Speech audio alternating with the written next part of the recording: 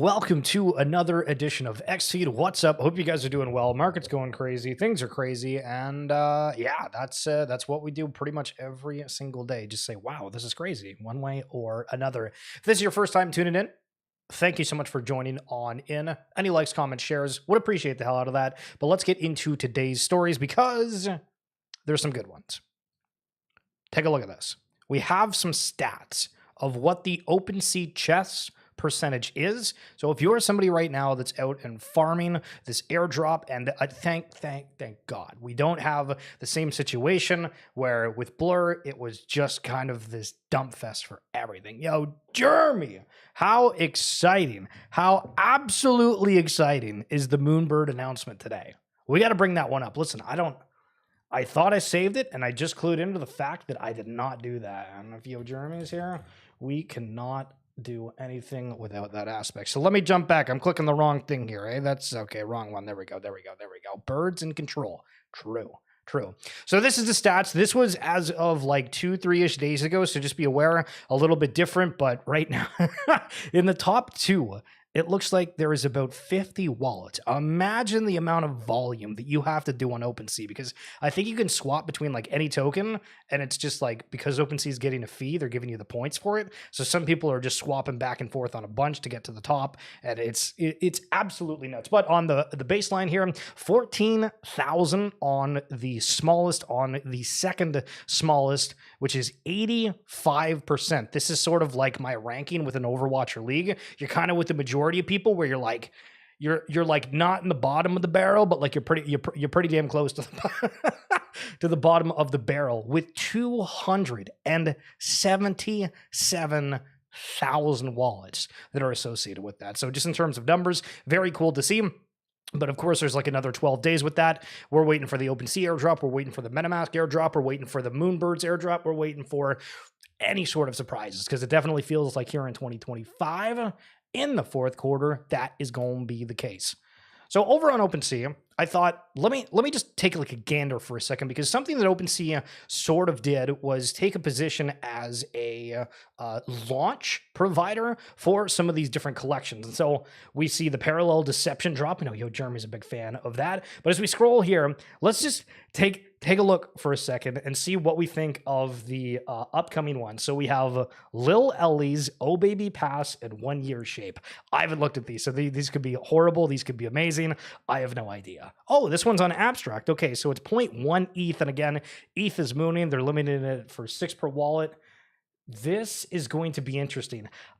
I feel like a $450 mint in 2025, when you go back and say the Bored Ape Yacht Club minted for $250, more than half the, less than half the, more than half. How do you even word that? 450 down, that would be less than half. Yeah.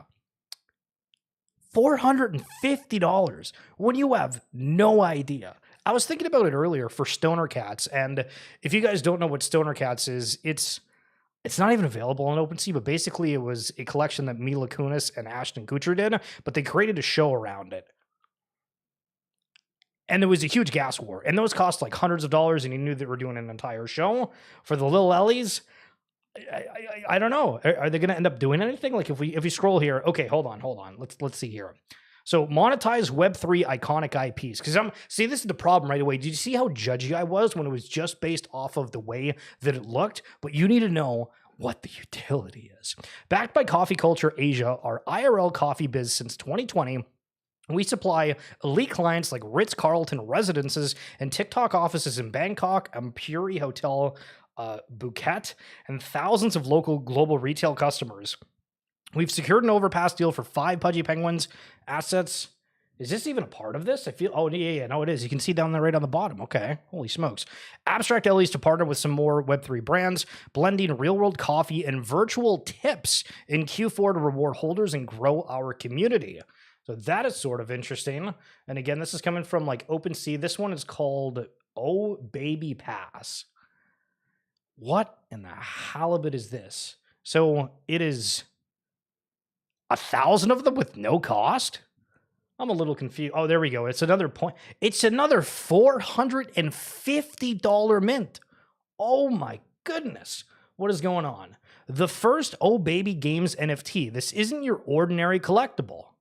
The Oh Baby Games NFT levels up with you as you play through our catalog of games, unlocking achievements and rewards that bind to the NFT itself. Built on a proven track record, Oh Baby Games has spent the last 4 years creating, testing, and refining our games to ensure quality has been delivered to players each time. With 4 titles under our belt, Oh Baby Cart, Shogun Curse, Bam Bam Boom, and Poker, and 4 more currently in the works, we understand the importance of providing quality and value to our community. We've waited for the right moment to integrate blockchain, and this drop is where it's at. So I love the aspect that these guys already have games that have worked and a track record. Now, the PTSD in me from, the grapes, if you guys haven't seen, we got a video on the grapes. It was a company called Viker Games that came into the Web3 space. They had a ton of wildly successful mobile games. They talked that they were going to integrate stuff within Fortnite. They were communicating with the Roblox team. This was the be all and end all, and backed by Animoca. But again, crazy track record. They're there for a little bit, collection goes crazy, and then you just don't hear anything from them again, and it's not great. So I wish them absolutely all the best, but right away, $450 for a mint. That seems like really expensive. But maybe that's just the way that the price of things are. We have 2 collections back to back. What about this one? What about 1 year of Shape, which looks like a generative collection? This one, $164. Okay, now did they hit us with the slogan? And I realize you guys can't even read this because my face is in the way, but that's okay. 1 year of Shape. 1 year of Shape is a generative art project built on Shape Layer 2. So this is a different network, transforming an entire year of blockchain activity into 365 unique artworks. Okay, so it's saying that it is transforming an entire year of blockchain activity into 365 unique artworks. So my only question with this is what? You show this to anybody, I don't think they'd be able to be like, yeah, that looks like the NFT market, unless we're just saying that it's up, down, it's all around, and very squiggly. But let's see. The visuals are inspired by algorithmic line OP art, flowing lines, layer depth, and optical movement. Each piece is unique one of Shape's first year, created through algorithmic rules and a locally trained AI model. This collection isn't just about art, it's about achieving history in visual form by showing how data can be transformed into creativity. Every day tells a story, every story becomes a shape. Okay, W on the final line here, absolutely love the creativity, but I'm still trying to understand how exactly this is to represent an entire year of blockchain activity. But those are 3 upcoming drops. I don't really know what you guys think on that, but very interesting of how expensive those first 2 were. Sergito, the CEO of Moonbirds, as of right now, bullish Stripe. And look at all of these taxis that have the Stripe logo attached to them. It says on the vehicle itself, stablecoin infrastructure, Stripe reliability, frictionless, borderless, instant. These things are proliferating fairly quick. So you see these and you think, let me take a gander, right? Because this reminds me of something back in 2021 called NFT NYC. And I think that it was in 2022 as well, but maybe it's just 2021. But Flow Blockchain, the creators and network provider of NBA Top Shot and Disney Pinnacle as of late, had these vehicles, and you just show your badge and you were able to go pretty much anywhere within the I think it could go anywhere. I was going to say, I think that it was only in the area that NFT NYC stuff was happening, but thinking about it, there was stuff all over the place. Certain taxi rides were 30, 40 minutes. Some were a quick 5-minute trip down the road. So, it's New York, so it's not really a quick 5-minute trip down the road, but for better or worse. But I remember those so vividly because I hopped in a few of them and it was really, really neat. So while I was trying to find this image, I was looking, I was like, Flow blockchain taxis, 2023 Flow taxis, 2022 Flow, and then I found it. Then I found this image. But when I was trying to search to find this image to showcase you guys, I came across this. And 3 years ago, recapping the sad, bizarre NFT convention that recently took place. I'm going to play 60 seconds, 2 minutes of this, but this is hilarious. This episode of Tech News Day is sponsored by Manscaped. Now, for most normal people, this current week is just a week like any other. but for the tiny, statistically insignificant minority of the population who over the last 2 years has spent an obscene amount of money on a digital receipt for a JPEG image. This is NFT week, baby. Finally. And it's happening in our nation's cultural mecca. Yeah. Times Square, New York City, where, you know, all the great ideas in the worlds of art, culture come from. We've got the big M&M store, biggest in the world. It is the most capable, specific area for showing off digital artworks. That is true. Yeah, so. Now you may be wondering, with the ongoing crypto collapse, the plummeting floor prices across the NFT marketplace, the constant scam, It's really funny that the market's kind of going crazy right now a few years later. leaving NFT lovers with all their apes gone, and the fact that at this point the NFT industry's efforts to gain popularity outside of its tiny bubble have pretty definitively failed. So when I sit here and I talk about, hey guys, let's go over the stigma around crypto, and some of you are like, what do you mean? This is exactly what I mean. Sure, maybe those thoughts have changed from 3 years ago, but there's a ton of people that just absolutely get off on just ripping the industry as a whole. It is hilarious because, again, when we talk about the time frames, long-term horizon, why we're interested in this sort of stuff, like at that point, things were horrible. And if you're paying attention to what's going on right now, how exciting is it? Well, you got Doodles, who's being a part of Red Bull's Flugtag Dallas, whatever that is. And they had a big Doodles character that they just like sent off a stand. Trying to wait for the video to go back to the beginning here because it's pretty quick. But look at that. The main Doodle character, they go off and Buddy just slams right into the water. Crazy work. Disney Pinnacle, the official IP and collectibles of Disney, but on the Flow blockchain that gave out free taxis back in 2021. They are hosting a marketplace event on Friday. Join us from October 3rd at 9 a.m. through October 6th at 9 a.m. Buy and sell all edition types, reduce listing fees and sales fees. So as somebody that has like 2 to 3 of these collections that like just launched, do you think anybody would actually trade with me? Or because I feel like if something just launched, everyone's going to have it, right? Unless you have people that bought stuff earlier that really wanted to, that wasn't able to afford the extra little bit for certain sets. I'm very curious what this looks like. So if anybody's participated in a Disney Pinnacle trading event before, let me know. I'm going to try to remember this because I will, I'm down to trade. We'll see what we can do out there on the market. Tyler D. Pavel Durov drops the pitch for Telegram gifts in his recent pod with Lex Friedman. If you don't know who Lex Friedman is, absolutely massive YouTuber that just uploads podcasts. He defines gifts as reinvented, socially relevant NFTs integrated into Telegram. He also touts how Telegram gifts have made TON the second largest blockchain by NFT trading volume. Telegram NFTs are clearly top of mind for Pavel. And you can see in here that these are like the Snoop Dogg characters that dropped before. Looking at this list, there's about 9 different items. One says collectible gift, Durov's cap, and then it has some different like traits that are associated with it. Okay. I still haven't really used TON or Telegram for any sort of NFT extravaganza. I've tried one game on there, and that was it. It was not a horrible experience, but I've really not really, dipped my toes in the water. So the title of the stream and why you're probably tuning in here, and no, it's not clickbait as I go and drop a pen. Justin, New York launches pilot program giving low-income residents $12,000 in stablecoins on Coinbase. Is this how people just end up becoming crypto native, or at least being on chain in any capacity? Bloomberg's got an article, so let's read what they have to say, because I saw that headline and I was like, immediately, nah, there's no way this is real. A new basic income pilot will pay low-income New Yorkers $12,000 in cryptocurrencies to help them invest in big expenses like education and housing.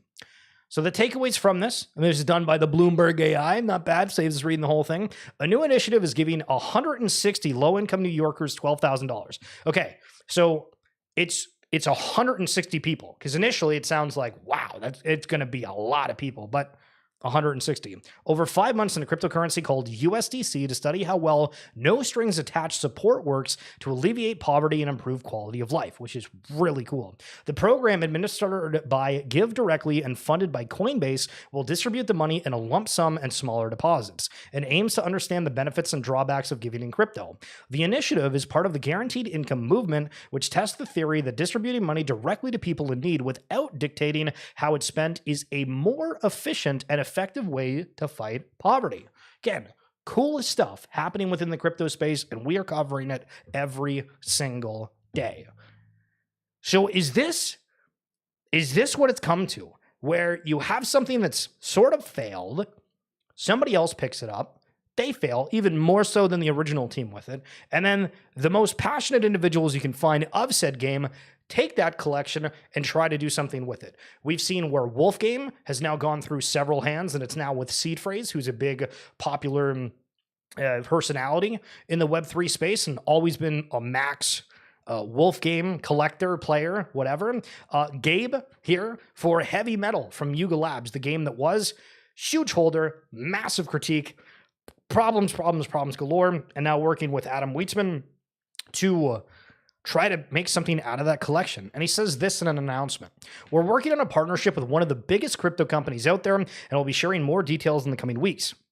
We're also planning to partner with the game studio to bring you fresh gaming experiences and competitions either every weekend or every couple of weeks. Very excited about what's going on for HvMtl."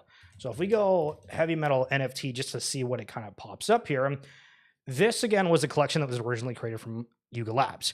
You were able to join a little forge area, have your character, and it would just basically be collecting points for you or building an object. You have like your little forge, and so people paid to have like a they didn't have to pay, but they built, text that would say like GM, and you have to think of like somewhat in a square. If you could only put squares on a play mat, what could you do? What could you create with that? How do you connect to the end, which you eventually had to make your way across your forge to where the portal is to go into? It was kind of a cool concept, and again, there was a lot of social aspects to it because the point of the game was that you were going to get these upgrades for your character depending on how well you played this game. And the game was designed off of having other players vote for you. So it was probably the most socially intense game I've ever experienced, because you would reach out to other people saying, "Hey, I'll vote for your forge if you vote for mine." And they vote for the forge, vote for the character, your specific HvMtl. I have a whole series about this. If you're like, all right, chill, I'm still not comprehending like anything you're saying, if you go on YouTube and you go to my playlist area, you'll be able to see within there some playlists of me basically dying way back in the day. That's pretty much what the experience was back then. Okay, let's continue on here. All you had to do was look. You see these certain things that pop up on the timeline that it's just got like the pizzazz of, all right, you know what is this? So I don't know what it is. I just bookmarked it to look at it on the team or on the stream here. So it's worth taking a look. They're here on a Spaces. Smart Money is taking a look. This is a 5-minute video. Now we're not going to go over it. Maybe because there was one thing below. If you saw the retweet on there, I don't know what's going to be on that video, but when NFT Strategy launched, I sent the site to several people and said I'd watch these coins if I were you. The fact that none of them did anything just shows you how fast people are to reject ideas. The problem isn't your trading, bro, it's your ego. Nah, that's an absolute vile statement. If you have no idea what NFT Strategy is, I've done a 30-minute breakdown of explaining it. And I think politically, I guess if we were to use that phrasing, I've always been like a massive fence sitter of, hey, you know what? Like this kind of launch or whatever collection, like that's kind of cool or whatever. And I don't really have like a strong opinion on this, but it does feel like we have sort of a wall that's up where some people are bullish on it and then some people are like fairly bearish on it. I would say personally, I really think this has a chance to change how we end up trading NFTs on a day-to-day basis, because this allows for anyone of any sort of budget to have access to some of these bigger collections. We used to have where you needed somebody to drop a companion NFT collection to get access to these groups, to have utility, to be able to play these games, whatever it may be. Now, if you're like, hey, you know what? I kind of want exposure to these NFTs. I can't afford more than like $15, $20. You're able to get in literally whatever capacity you want. And I think that component of it, with having these have way more liquidity and the cultural relevance of our time right now. Do you know how back in the day there used to be Pokemon cards you could just like go in mass and buy? And nowadays you're like, wow, I used to buy like a couple of these. I wish that I kept them around as collectibles. What if that exact sort of thing is happening right now? And all of the NFTs and things that we collected since 2021, even before up until now, are a part of these. And we look back and it's not, like Pokemon as a whole thing. It's like the NFT space collectively, because it's got that nostalgia. It's got certain things where collections are going out trying to do something even more relevant than what they've already done. It's a very interesting thing. I would implore you guys, if you do want to check it out, if you scroll on the live feed or on my X, I know that I've been retweeting a hell of a bunch of stuff, but it is insane. One, the growth that I've had across like all channels from just posting about this and seeing it in real time, where like when I first posted it the day of, wasn't a whole lot going on. And like I posted it like 3-4 days ago, so it wasn't like at its inception, right? Like it was a little bit down the line.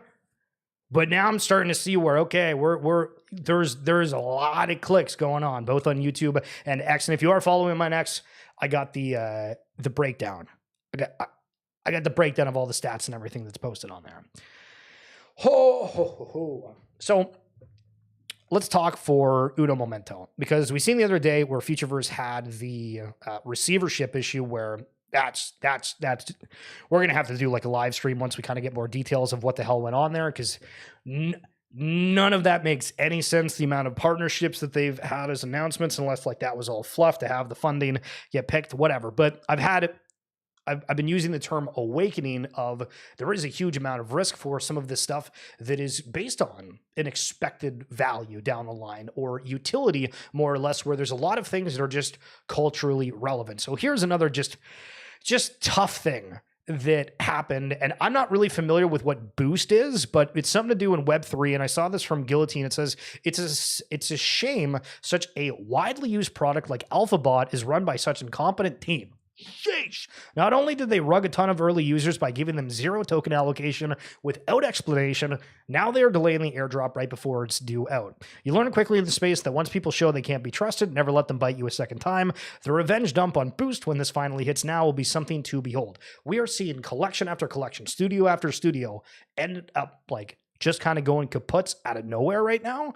And the top collections that exist, I think all attention is just going to go on this, because when we make the arguments of like, okay, there's Bitcoin and then there's all these shit coins, it's like not exactly the same in NFTs, but it's, there's a reason why you could relatively easily compare that exact same thing.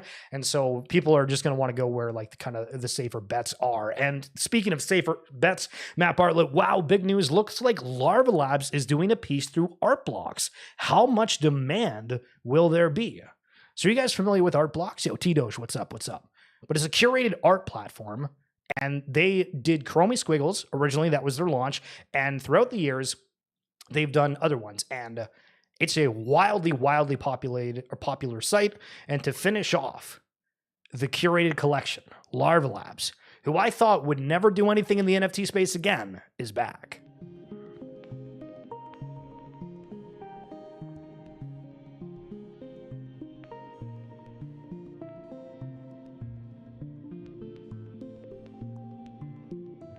So we don't know the prices as of yet from my understanding, but October 9th, and talk about like blue chips.